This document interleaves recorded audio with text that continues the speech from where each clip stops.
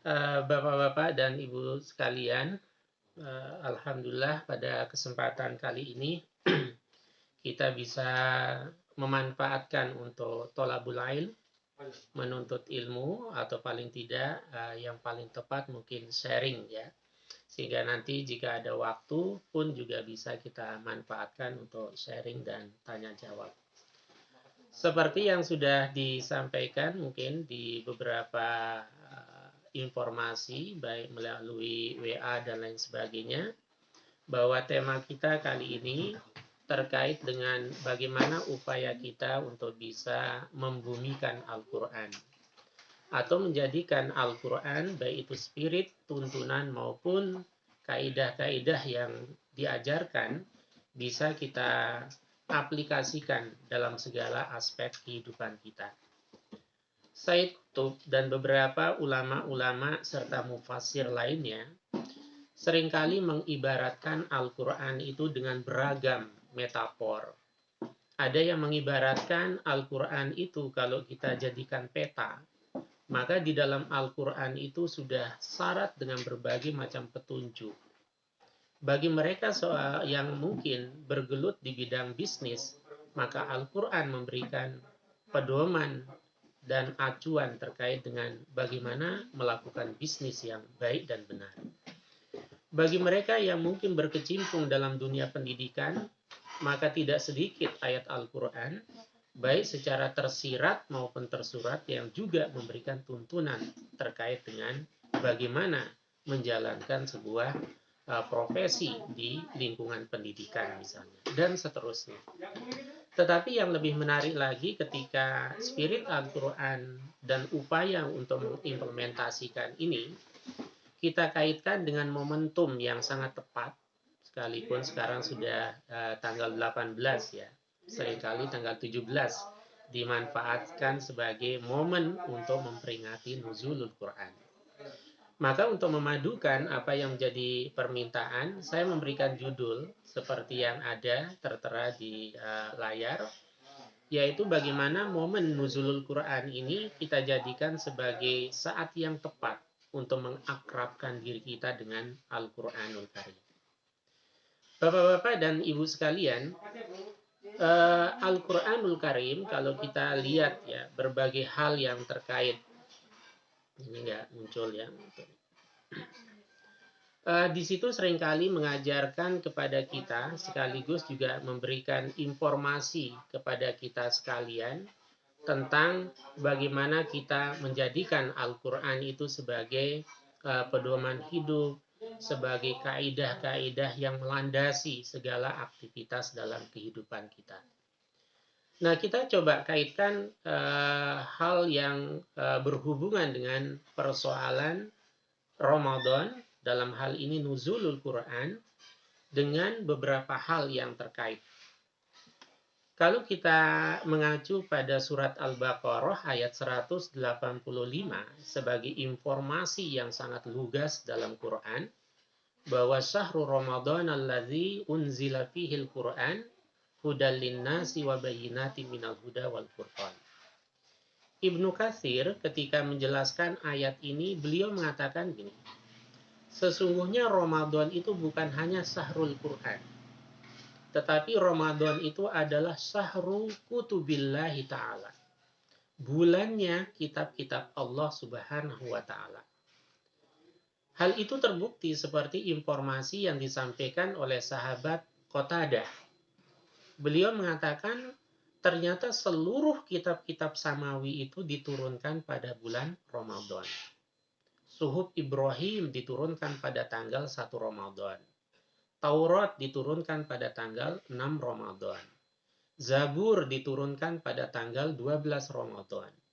Injil juga diturunkan pada tanggal 13 Ramadan. Menurut satu riwayat dari Jabir mengatakan 18 Ramadan. Nah, sementara Al-Quranul Karim diturunkan pada tanggal 17 Ramadan yang kita sebut dengan Nuzulul Quran. Nah, karena itulah pada prinsipnya ternyata seluruh syariat-syariat Allah yang diturunkan lewat wahyu kepada para nabinya ternyata Allah memilih momentum yang tepat, yaitu Ramadan itu sendiri. Maka seperti judul yang saya tampilkan, rasa-rasanya dan kita harus meyakini ini momen yang paling tepat untuk melakukan muhasabah kaitannya dengan sejauh mana dan seakrab apa hubungan kita dengan Al-Quranul Karim. Terlepas dari problem atau pemaknaan di kalangan para ulama terkait dengan nuzulul Quran itu. Memang kalau kita lihat seperti yang dijelaskan oleh Imam Az-Zarqani dalam salah satu kitab misalnya Manahilul Irfan fi Ulumil Quran. Beliau mengatakan bahwa proses turunnya Al-Quran itu secara global terjadi dalam dua tahapan. Tahapan yang pertama yang disebutkan oleh beliau nuzuluhu munajjaman, ay jumlatan wahidah. Al-Quran itu diturunkan sekaligus millauhil mahfuz ila sama'id dunya yang kita sebut dengan Baitul Izzah itu. Nah, momentum itulah yang terjadi pada bulan Ramadan. Jadi yang dimaksud dengan nuzulul Quran di sini adalah proses turunnya atau diturunkannya Al-Quran secara langsung dari Lauhil Mahfuz ke Baitul Izzah yang terjadi pada 17 Ramadan itu. Nah, sementara dari Baitul Izzah kepada Rasulullah SAW itu tahapan yang kedua, secara mufarrokan atau mudarrojan. Secara bertahap, secara berangsur, bahkan selama lebih kurang 23 tahun itu. Nah, atas dasar itulah ini menunjukkan betapa Al-Quran itu sangat mulia, yang bersumber dari zat yang maha mulia, lalu diturunkan pada bulan yang sangat mulia oleh seorang malaikat yang khusus memiliki tugas untuk aminul wahyi yang juga mulia, serta diturunkan kepada Rasulullah Shallallahu Alaihi Wasallam yang mulia pula. Maka kalau kita ingin mendapatkan kemuliaan sebagaimana kemuliaan Rasulullah, kemuliaan para malaikat-malaikatnya, maka tentu prosedurnya adalah menjadikan Al-Quran itu sebagai sumber inspirasi kita, sumber kehidupan kita, sumber kaidah-kaidah dalam menjalankan segala aktivitas kehidupan kita. Lalu pertanyaan besarnya adalah, untuk apa Al-Quran itu diturunkan? Secara lugas, Al-Baqarah 185 itu sudah memberikan jawaban tentang dua yang menjadi tujuan. Di samping tujuan-tujuan lain yang dijelaskan dalam ayat yang berbeda maupun dalam hadis Nabi Shallallahu Alaihi Wasallam.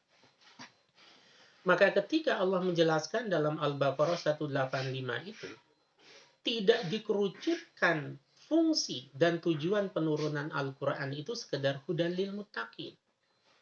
Tetapi secara general, secara global, Allah menjelaskan hudan linnas sebagai petunjuk bagi manusia.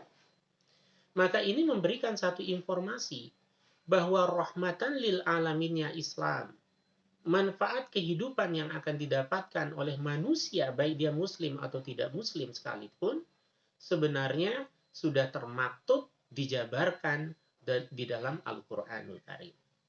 Maka artinya, sekalipun orang yang non-muslim itu ingin melaksanakan kaidah-kaidah dan hukum dalam Al-Quran, maka dia akan mendapatkan manfaatnya di dunia ini sebagai manifestasi rahmatan lil alaminnya Islam atau Al-Quran.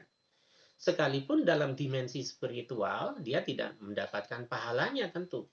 Tetapi manfaat Al-Quran itu tidak hanya untuk manusia muslim. Bahkan makhluk ciptaan Allah sendiri pun juga mendapatkan manfaatnya. Kemudian yang kedua adalah wabayinatin minal huda wal furqan. Bahwa Al-Quran itu memiliki tujuan atau tujuan diturunkannya Al-Quran itu adalah untuk menjelaskan apa sih yang dimaksud dengan petunjuk-petunjuk Allah itu. Sebab banyak orang yang memiliki persepsi yang beragam tentang hidayah, tentang petunjuk. Bahkan kalau kita bicara tentang hidayah itu sendiri, lalu kita tanya orang per orang, pasti persepsinya itu tidak sama seluruhnya. Maka jangan heran kalau kemudian ada orang yang mengatakan, misalnya diajak melakukan kebaikan. Lalu jawabannya, ya nanti kalau saya mendapatkan hidayah misalnya. Nah, itu menunjukkan persepsi yang keliru tentang hidayah itu sendiri. Di mana hidayah Allah itu ternyata Al-Quran merupakan sumber dari sumber hidayah itu sendiri.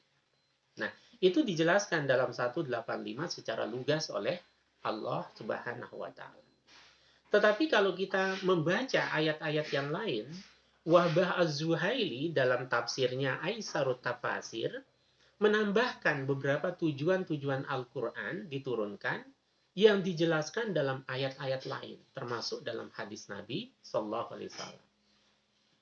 Antara lain kata Wahbah Zuhaili, di antara tujuan diturunkannya Al-Quran itu adalah sebagai puncak di mana segala argumentasi sudah dituangkan oleh Allah.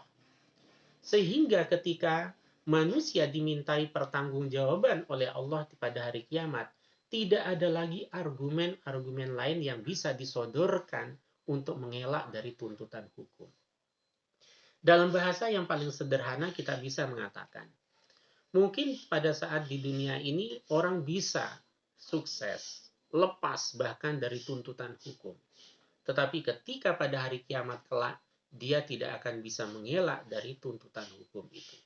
Maka di dalam Quran dikatakan bahwa diutusnya para nabi tentu dengan wahyu yang diturunkan lewat mereka, alasan dan tujuannya adalah li'alla yahtajjan nas ala tarkil iman wa ta'ah ba'da irsalir rusul. Itu penjelasan Wahbah Zuhail terhadap ayat Quran yang mengatakan rusulan mubasyirina wa munzirina. Bahwa para nabi itu diutus untuk memberikan kabar gembira dan peringatan yang berupa Al-Quran kalau kita umat Islam dan hadis Nabi Sallallahu Alaihi Wasallam. Nah, ini menunjukkan bahwa Quran itu sumber hidayah. Dan Quran itu menutup segala argumentasi kita di hadapan mahkamah Allah Subhanahu wa Ta'ala. Sekalipun sebenarnya ketika manusia itu diciptakan, ketika manusia itu lahir, Imam At-Tabari menjelaskan dia sudah difasilitasi dengan 5 macam hidayah. Sebenarnya manusia ketika dia menggunakan 5 hidayah ini sudah cukup bagi dirinya. Tetapi kemudian itu perlu penjabaran, itu perlu penjelasan. Maka kalau kita urutkan secara hierarkis, hidayah itu hidayah yang paling elementer, yang paling mendasar itu adalah tabi'i, insting atau naluri. Tetapi karena lemah kemudian dikuatkan dengan hidayah yang kedua yaitu hawasi, panca indera kita. Indera kita juga sangat lemah. Lalu dipertegas, diperkuat lagi dengan hidayah yang ketiga yaitu hidayah akli, yaitu nalar dan akal pikiran. Tetapi akal pikiran manusia terlalu relatif, terlalu lemah untuk mencapai sebuah hakikat kebenaran. Maka kemudian Allah memberikan hidayah yang sangat ideal, yaitu hidayah dini, yaitu agama. Nah, kalau kita bicara tentang agama, maka Quran dan As-Sunnah tentu merupakan sumber utama dari agama kita. Ketika orang itu beragama secara maksimal, atau kalau kita kerucutkan dalam kaitannya dengan Quran, ketika kita tatbikul Quran, membumikan nilai-nilai Al-Quran, menerapkan nilai-nilai Al-Quran, maka kita akan mendapatkan puncak hidayah yang disebut oleh Tabari dengan istilah hidayah taufiqi, di mana Allah yang kemudian membentengi kita, mendidik kita, mengarahkan tujuan hidup kita. Itulah yang kita sebut dengan taufik itu. Keikutsertaan Allah dalam membimbing dan mengatur setiap langkah kehidupan kita itu.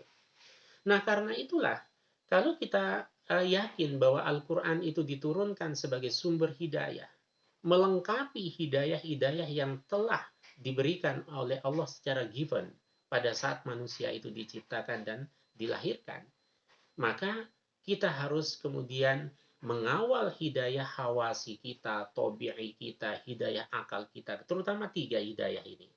Hidayah berupa naluri, hidayah berupa akal, hidayah berupa panca indera ini. Harus dikawal dengan sumber hidayah itu, yaitu Al-Quran.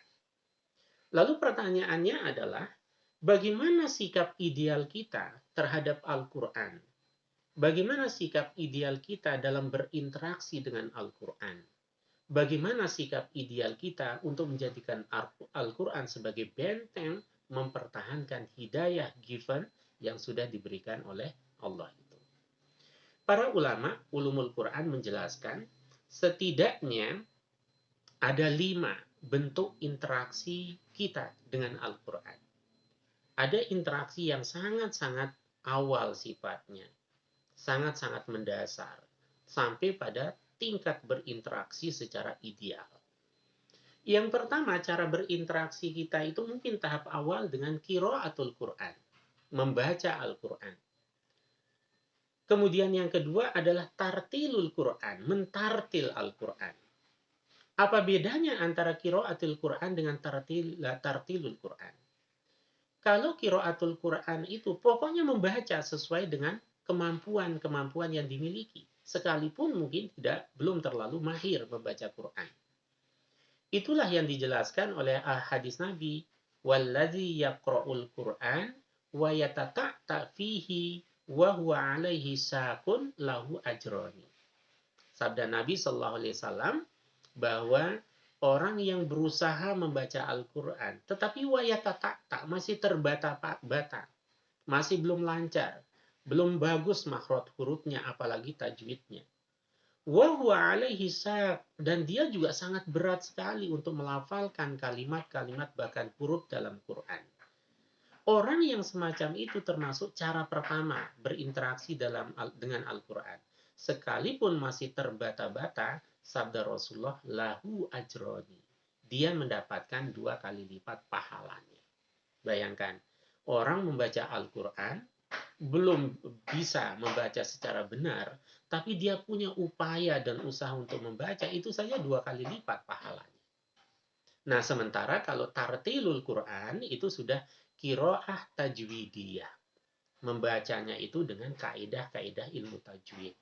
Makhrajnya sudah betul, panjang pendeknya sudah betul, maka dia sudah tahapan kedua dia. Tidak hanya qiraatul Quran tetapi meningkat tartilul Quran. Ada lagi tingkatan yang lebih tinggi dari keduanya itu, tadarusul Quran. Dia tidak hanya membaca secara mandiri, memahami secara sendiri, tapi melibatkan orang lain. Maka tadarusul Quran yang bagus, yang benar itu adalah pertama saling mengoreksi bacaan, bukan sekedar gantian membaca Quran. Jadi tadarusul Quran itu saling menyimak dan saling memperbaiki bacaan. Apalagi kemudian ditambah kemudian membaca terjemahannya, merenungi, menjelaskan. Maka itu tadarus yang tambah ideal lagi. Kemudian yang keempat, ketika orang sudah bisa membaca secara tajwidiyah, dia sudah bisa saling mengkaji Al-Quran, maka tingkat yang lebih tinggi lagi adalah tafhimul Quran. Dia tidak sekedar membaca lagi, tapi berupaya untuk memahami dan merenungkan isi kandungannya. Nah, barulah kemudian tingkatan yang paling ideal, ini tentu tidak dipisah-pisahkan, tidak dijadikan sebagai sesuatu yang parsial, tidak. Satu kesatuan. Di samping dia membaca, tetapi juga tatbikul Quran. Dia berupaya untuk menerapkan nilai-nilai dan kandungan Al-Quran. Maka inilah sohibul Quran. Orang yang sudah menyatu dirinya dengan Quran. Living Quran. Quran itu menjadi bagian dari hidupnya. Mungkin itulah yang disebut dengan membumikan Al-Quran. Nah, karena itulah Bapak-bapak dan Ibu sekalian, terutama saya tentu yang masih belajar terus-menerus, mari kita berupaya dari sekedar qiraatul Quran hingga menuju pada tatbikul Quran. Tentu membaca dengan bagus, memahami kandungannya, sehingga pada akhirnya dengan segala upayanya dia mampu menerapkan nilai-nilai dan kaidah-kaidah serta hukum di dalam Al-Quran itu sendiri. Nah, ini tentu akan menjadi sesuatu yang semakin menggebu pada diri seorang muslim kalau dia memahami betapa spirit, motivasi di dalam banyak hadis Nabi, termasuk di dalam Al-Quran juga.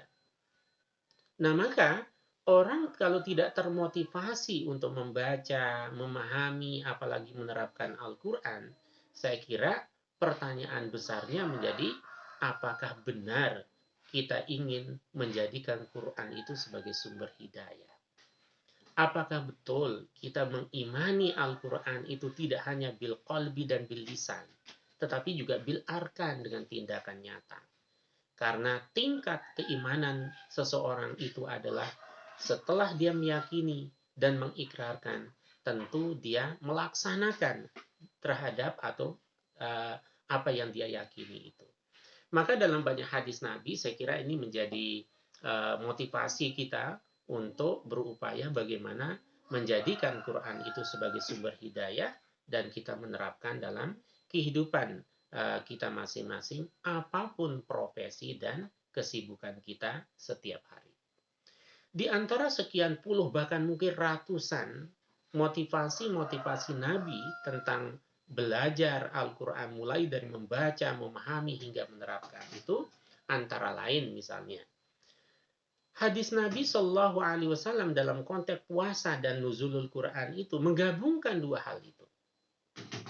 Dalam hadis riwayat Al-Baihaqi, kemudian juga Ibnu Majah dan lain sebagainya, Nabi Shallallahu Alaihi Wasallam bersabda, "As-siyamu wal Qur'anu yasfa'ani lil abdi yaumal qiyamah." Ibadah siam yang kita laksanakan dan bacaan-bacaan kita terhadap Al-Quran, besok keduanya itu akan memberikan syafaat kepada seorang hamba pada hari kiamat. Yaqulu siyam. Tentu yang bicara ini adalah hasilnya, amal kita, pahala kita itu. Memberikan kesaksian di hadapan Allah. Ya Rabb, mana'tuhu minat ta'am. Atau mana'tuhu ta'am wassahwa. Ya Rabb, wahai Tuhanku, dengan puasa yang dijalankan oleh hambamu ini, aku mencegah dirinya dari makan, minum, kemudian juga menyalurkan hasrat seksualnya. Fasafa'ani fihi. Maka ibadah atau pahala dari puasa kita itu memohonkan kita kepada Allah Subhanahu wa Ta'ala untuk memberikan syafaat. Nah, begitu juga dengan Al-Qur'anul Karim. Maka Quran itu bahkan tidak hanya syafaatnya itu yaumul qiyamah, tapi syafaat dalam arti memberikan dampak positif, membantu dalam berbagai kesulitan, itu pun bisa dirasakan pada saat hidup di dunia ini. Nanti beberapa hadis yang terkait akan saya sampaikan. Nah, kemudian yang lain, ketika orang tadi baru belajar terbata-bata, itu saja mendapatkan 2 kali lipat. Lalu bagaimana dengan orang yang sudah sangat mahir dalam Al-Quran? Tentu bukan sekedar mahir membaca, tetapi mahir memahami dan mensosialisasikan nilai-nilai Al-Quran itu kepada orang lain. Bahkan pada tingkat yang lebih ideal menerapkan nilai-nilai Al-Quran. Maka Rasulullah bersabda dalam konteks ini, Al-mahiru bil Quran ma'as safaratil kiramil baroroh. Orang yang mahir terhadap Quran, membacanya, memahaminya, menerapkannya, maka pada hari kiamat ma'as safaratil kiramil baroroh. Dia akan bertemu dengan para malaikat-malaikat yang mulia. Malaikat-malaikat yang penuh dengan kemuliaan dan kebaikan. Itu janji Allah, itu janji Rasulullah Sallallahu Alaihi Wasallam. Nah, kemudian yang lain, hadis yang lebih populer lagi, yang ini sudah tatbiqiyah ini, yang sifatnya sudah menerapkan Quran itu sendiri dalam kehidupannya, baik pada tingkat membaca hingga menerapkan. Dalam hadis Abu Daud dan beberapa sahabat beberapa ahli hadis yang lain menjelaskan, di mana Rasulullah Sallallahu Alaihi Wasallam bersabda, ma ijtama'a qaumun fi baitin min buyutillah. Sabda Nabi, tidaklah sekelompok orang, satu komunitas atau beberapa orang berkumpul fi baitin min buyutillah, di rumah-rumah Allah, di masjid, di musola, di langgar, di surau dan lain sebagainya. Apapun istilahnya. Bahkan gedung khusus yang di dalamnya di situ disiapkan khusus untuk sholat. Bagian dari makna baitin min buyutillah. Apa aktivitas yang dilakukannya? Antara lain, yatluna kitab Allah. Kalau kita kaitkan dengan 5 macam cara berinteraksi dengan Al-Quran itu, maka ini kan level yang kedua ini. Yang pertama kan kiroah, baik dilihat tak maupun tidak. Yang kedua, yatluna kitab Allah. Dia membaca Al-Quran dengan tajwidiyah. Membaca Al-Quran dengan segala kemampuan maksimalnya sesuai dengan kaedah-kaedah bacaan Quran. Nah, ini yatluna kitab Allah. Bahkan wayatadarasunahu bainahum. Mereka saling mengajarkan Quran itu. Bagaimana cara membaca yang benar, bagaimana cara memahaminya, bagaimana cara menerapkannya. Orang yang semacam ini, janji dari Rasulullah adalah illa nazalat alaihimus sakinah. Yang pertama, dia akan mendapatkan sakinah. Nah, apa yang dimaksud dengan sakinah itu? Kalau kita buka kitab-kitab tafsir, misalnya Imam Al-Alusi itu mengatakan sakinah itu ayatu makninah, kemantapan hidup, ketenangan hidup, kedamaian hidup. Itu makna sakinah. Dari kata sakan, kemudian menjadi sakin itu, atau sukan, tempat tinggal. Itu artinya orangnya tentram hidupnya, damai hidupnya. Kemudian tumakninah, mantap dalam menjalankan segala aktivitas kehidupannya. Sementara Ibnu Katsir mengatakan bahwa as-sakinah itu artinya al-waqar. Sama sungguhnya artinya, yaitu kemantapan hidup. Orang mantap hidupnya itu pasti tidak gampang gundah gulana. Pasti tidak gampang risau. Pasti tidak gampang panik. Karena dia mendapatkan bimbingan wahyu dari sumber hidayah yang bahkan merupakan obat hati itu. Syifaa'un lima fis sudur. Nah, kemudian di dalam Syarah Nawawi dikatakan sakinah itu adalah at-tuma'ninatu wal waqar. Menggabungkan apa yang disampaikan oleh Al-Alusi dengan Ibnu Katsir. Nah, sehingga kalau kita simpulkan secara sederhana, orang yang membaca Quran, orang yang saling mengkaji Al-Quran, maka dia akan mendapatkan ketenangan hidup, kedamaian hidup, dan kemantapan hidup. Itu baru satu. Yang kedua adalah wagosiyat humur rahmah. Orang yang rajin berinteraksi dengan Quran, membaca Quran, memahami Quran, mengamalkan Quran itu wagosiyat humur rahmah. Janji kedua adalah dia akan disiram dengan rahmat Allah, diliputi dengan rahmat Allah. Apa itu rahmat? Kalau kita kaji secara semantik kebahasaan dari kata rahimah, maka rahmat itu artinya kasih sayang Allah. Apa wujud kasih sayang Allah itu? Dua. Ada yang wujudnya konkret berupa materi, yang kita sebut dengan rizki, tetapi rahmat Allah bisa wujudnya tidak dalam bentuk materi, tetapi kasih sayang Allah Subhanahu wa Ta'ala. Jadi rahmat itu lebih luas maknanya ketimbang rizki. Rizki adalah bagian dari rahmat Allah. Kemudian yang ketiga, janji Rasulullah terhadap orang yang rajin berinteraksi dengan Quran adalah wa khaffathumul malaikah. Dia senantiasa dilindungi oleh para malaikat. Bapak-bapak dan ibu sekalian, dalam hidup dan kehidupan kita, mungkin kita setiap hari berperjalanan menggunakan sepeda motor, menggunakan mobil, menggunakan alat transportasi yang lain. Kita tidak tahu sebenarnya ketika di perjalanan itu ada rintangan apa yang sesungguhnya kita akan hadapi. Apakah musibah yang kita dapatkan? Di antaranya kita bisa selamat tanpa sepengetahuan dan kesadaran kita adalah karena kita dilindungi oleh para malaikat dari dampak bacaan Quran kita. Maka tidak ada ruginya orang rajin-rajin membaca Quran. Baik di mau punya HP kan, kemudian ada aplikasinya, atau ada mushaf kecil, atau apa yang dia sudah hafal itu terus dibaca, maka itu sebenarnya syafaatnya dalam pengertian lughah itu didapatkan di dunia. Syafaat yang keselamatan akhirat akan didapatkan juga pada hari kiamat tadi. Kemudian janji Rasulullah yang keempat adalah wa zakarahumullah fi man indah. Orang yang rajin membaca Al-Quran, selalu mentadaruskan Al-Quran, maka Allah saking cintanya kepada dirinya akan disebut-sebut namanya oleh Allah di hadapan para malaikat. Orang kalau sering disebut namanya, itu makna positif sungguhnya secara kebahasaan.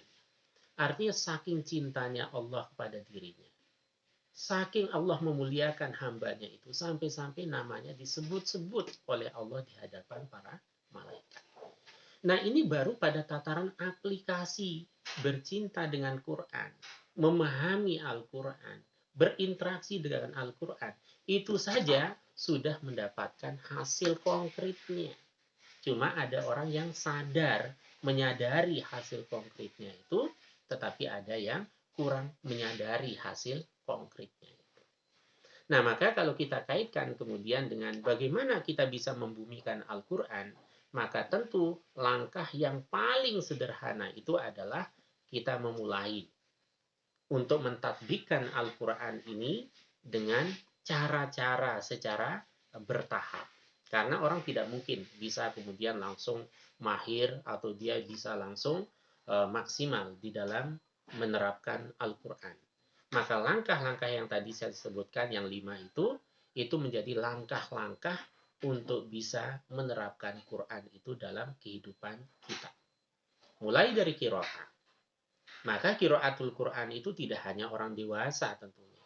Bahkan yang lebih ideal lagi adalah sejak kecil.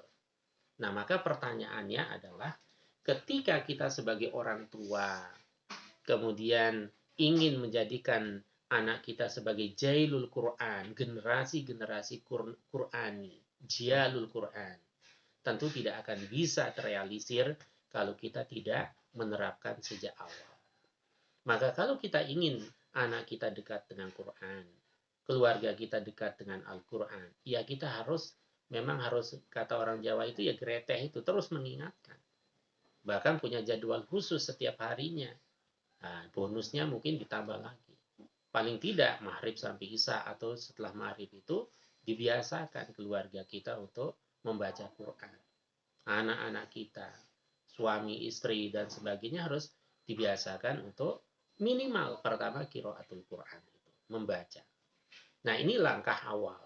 Ya, kemudian pada akhirnya kalau kita tidak mampu misalnya menjelaskan kaidah-kaidah bacaannya, sekarang sudah ada TPA, ada TK Aba, dan lain sebagainya. Ada Taman Pendidikan Al-Quran. Solusinya terlalu banyak. Tetapi yang ada adalah kadang tingkat perhatian satu keluarga terhadap keluarga masa depan, keluarga anak keluarganya terkait dengan Quran itu yang sangat-sangat kurang. Sehingga di Indonesia kalau kita prosentasikan, mungkin kita mayoritas secara kuantitas. Tetapi apakah kita mayoritas secara kualitas, butuh penelitian dan kita harus mampu menjawab secara objektif. Tetapi paling tidak dari beberapa hasil risetnya, misalnya sekian ratus juta umat Islam, berapa persen yang bisa baca Quran? Dari yang bisa baca Quran itu berapa persen yang bacaan Qurannya bagus? Dari sekian persen yang bacaannya bagus itu berapa persen yang bisa memahami Quran? Dari sekian persen yang bisa memahami Quran itu berapa persen yang kemudian bisa melaksanakan nilai-nilai Quran? Ternyata jawaban konkretnya adalah masih termasuk kategori mayoritas dari umat Islam itu yang belum bisa baca Quran, apalagi membaca secara baik dan benar. Ini tanggung jawab kita.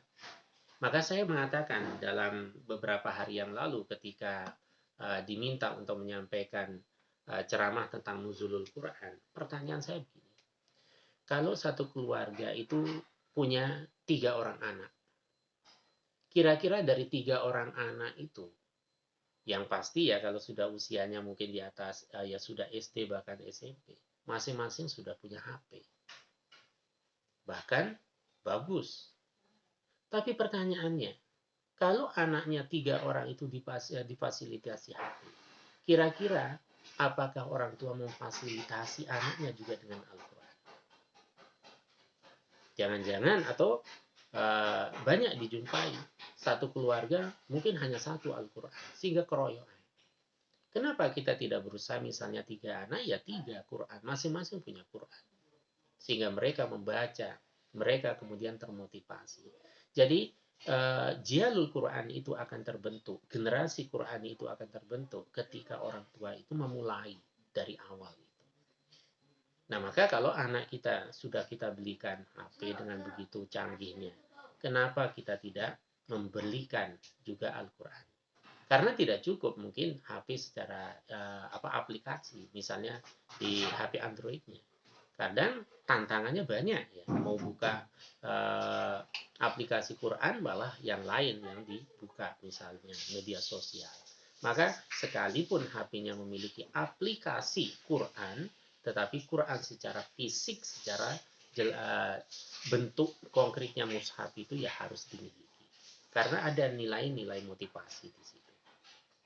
Kemudian yang lain, di tingkat keluarga, ketika kita ingin menerapkan Quran, rajin membaca Quran, rajin berinteraksi dengan Quran, ternyata ini adalah salah satu poin yang sangat signifikan, yang sangat penting bagi keberlangsungan dan kedamaian dari keluarga atau rumah tangga itu. Dalam satu hadis yang sangat populer, ini kalau kita syarah dengan pemaknaan yang lebih luas, itu mencakup segala berbagai dimensi kehidupan keluarga. Di mana dalam hadis itu dikatakan, la taj'alu buyutakum maqabir. Sabda Nabi SAW, jangan kalian jadikan rumah-rumah kalian, rumah tangga kalian itu seperti kuburan. Kalau kita bicara kuburan kan kesannya angker, ya kan, tidak mengenakan. Itu makna substantif yang ingin disampaikan. Sangat menakutkan. Orang di dalamnya penuh dengan berbagai macam persoalan dan lain sebagainya. Maka Nabi menegaskan jangan jadikan keluarga atau rumah tanggamu atau rumahmu, tempat tinggalmu itu seperti kuburan. Lalu apa solusinya? Solusinya biar rumah tidak seperti kuburan, keluarga tidak seperti kuburan, dalam hadis lain dijelaskan. Nawwiru buyutakum bis-sholati wa qiraatil Qur'an. Terangilah rumah kalian itu dengan sholat-sholat sunnah dan bacaan Quran. Bapak-bapak dan ibu sekalian, jadi pada tataran yang sifatnya aplikatif terhadap Quran itu bukan hanya aplikasi dalam pemaknaan yang sangat-sangat ideal, karena itu butuh proses yang cukup panjang. Tetapi membacanya itu sendiri sudah aplikatif. Loh, kenapa membaca Quran saja sudah aplikatif? Ya karena kita sudah mulai menjadikan Quran itu sebagai sahabat kita. Kita ada kecenderungan di dalamnya. Nah, sehingga kalau orang sudah membaca itu saja, secara sugesti spiritual itu sudah masuk. Maka orang itu tidak gampang kemudian terkena oleh berbagai macam penyakit yang ruhaniyah ya, seperti gangguan setan atau gangguan jin jahat dan lain sebagainya. Itu berawal dari Quran. Nah, sehingga kalau di era milenial ini ya, kan tidak sedikit ya terjadi kesurupan secara massal. Entah itu karena memang faktor psikis atau juga memang karena gangguan jin-jin jahat itu sendiri. Nah, salah satu perannya itu adalah peran orang tua, sehingga banyak kemudian anak-anak generasi milenial itu mungkin sangat dekat dengan dunia media sosial, tapi jauh dari Quran, akhirnya mendapatkan penyakit-penyakit lain, yaitu penyakit spiritualitas, penyakit yang sifatnya rohaniah. Nah, antara lain gampang kesurupan itu. Padahal dalam Quran itu sendiri syarat dengan ruqyah. Ruqyah dalam pengertian syarat dengan doa untuk memfilter diri kita dari gangguan-gangguan ruh jahat. Bahkan secara khusus kita bisa membaca hadis riwayat Bukhari, di mana Rasulullah SAW bersabda, as-syaitanu yafirru minal baiti allati tuqra'u fiha surat al-Baqarah. Itu baru Baqarahnya saja. Sabda Nabi SAW, as-syaitanu, syaitan di sini dalam pengertian jin jahat. Jin jahat itu yafirru minal bait, akan lari, akan menghindar dari suatu rumah. allati tuqra'u fiha surat al-Baqarah. Yang di rumah itu sering dibacakan surat Al-Baqarah. Lebih khususnya lagi, di dalam surat Al-Baqarah itu ada ayat kursi, misalnya. Nah, ini manfaat Quran dalam realitas kehidupan kita. Maka membaca Al-Quran bagian dari membumikan Al-Quran. Apalagi memahami. Pemahaman yang benar kemudian kita sampaikan kepada orang lain. Apalagi sudah paham dan menerapkan, semakin bertingkat-tingkat. Maka dalam banyak hadis pun juga, orang yang berinteraksi dengan Quran itu dibuat jenjangnya oleh Rasulullah. Ada tingkatan-tingkatannya. Sampai tingkatan yang tertinggi, al-mahiru bil Quran itu. Ma'as-safaratil kiramil bararah. Bersama para malaikat, malaikat Allah yang mulia. Nah, karena itulah saya kira pada momentum nuzulul Quran ini secara khusus atau lebih luas lagi pada momentum Ramadan ini, mari kita bertanya, introspeksi pada diri kita masing-masing, baik sebagai kepala rumah tangga, sebagai ibu rumah tangga, sebagai bagian dari keluarga yang ada di dalam rumah tangga itu, coba kita bertanya, sedekat apakah hubungan kita dengan Al-Quran? Tentu masing-masing kita yang bisa menjawab. Maka dari jawaban itulah jadikan sebagai barometer untuk melangkah. Apa yang harus dibenahi, apa yang harus ditambahkan, apa yang harus dimaksimalkan. Karena semakin canggih teknologi, sesungguhnya cara berinteraksi dengan Al-Quran pun juga sangat beragam dan canggih juga. Nah, tinggal kita apakah memanfaatkan kecanggihan teknologi ini sebagai media untuk lebih dekat dengan Quran, atau sebaliknya, dengan kecanggihan teknologi ini menjadi media untuk semakin jauh dengan Al-Quran. Kalau kita punya anak terutama, maka Quran itulah yang menjadi benteng. Tentu akan menjadi benteng, paling tidak dia sejak kecil terbiasa baca Quran, dia sudah punya filter. Apalagi memahami bagian-bagian yang terpenting misalnya dalam Al-Quranul Karim. Maka insya Allah anak-anak yang kita miliki, yang kita bimbing dengan Al-Quran atau nilai-nilai Al-Quran akan mampu menjadi qurrata a'yun, menjadi harapan yang enak dipandang mata. Akan mampu menjadi investasi pahala orang tua di hadapan Allah. Karena ingat, kalau kita mengajarkan anak kita Al-Quran, lalu dibaca oleh anak kita, maka satu huruf saja nilainya 10. Itu di luar Ramadan. Maka Nabi mengatakan, la aqulu alif lam mim harfun. Saya tidak mengatakan alif lam mim itu satu huruf. Bal alifu harfun, wal lamu harfun, wal mimu harfun. Alif lam mim saja sudah 30.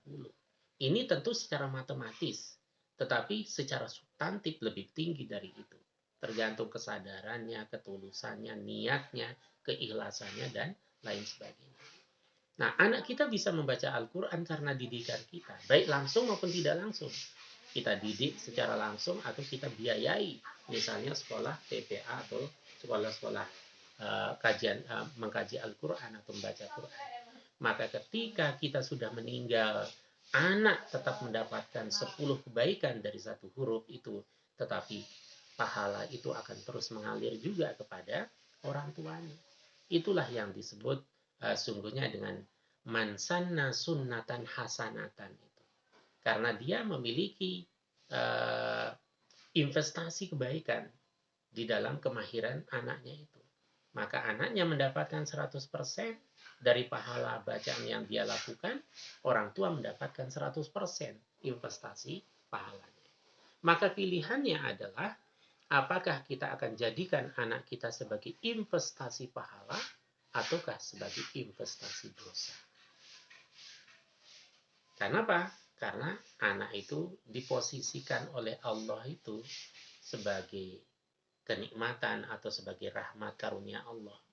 Kadang juga diposisikan oleh Allah sebagai qurrata ayun yang sangat menyedapkan, membahagiakan.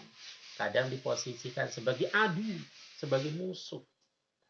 Bahkan dalam Quran dikatakan al-akhillau yauma idzin ba'duhum li ba'din aduwwun illal muttaqin.